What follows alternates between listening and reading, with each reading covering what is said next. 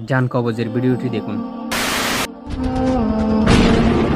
আপনি কে? আমি আল্লাহর প্রেরিত ফেরেশতা। আমি আসছি তোর জান কবজ করার জন্য। না না, আল্লাহর প্রেরিত ফেরেশতা।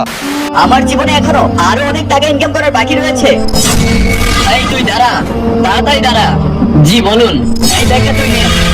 এই ব্যাগের মধ্যে কি আছে? এই ব্যাগের মধ্যে টাকা আছে। টাকা?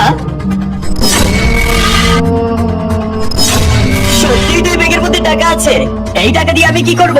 এই ব্যাগ ভর্তি টাকা আমি তোকে দিয়ে দিলাম। এই টাকা যখন শেষ হয়ে যাবে তখন তোর জান কবজ করবো আমি।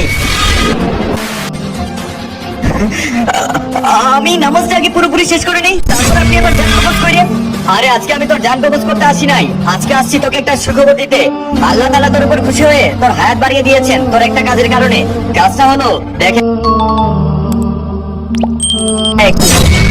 ভাই দাঁড়ান, আল্লাহর রাস্তে আমাকে সাহায্য করেন, আমি খুব বিপদে পড়েছি, আমার অনেক টাকার দরকার। টাকার দরকার?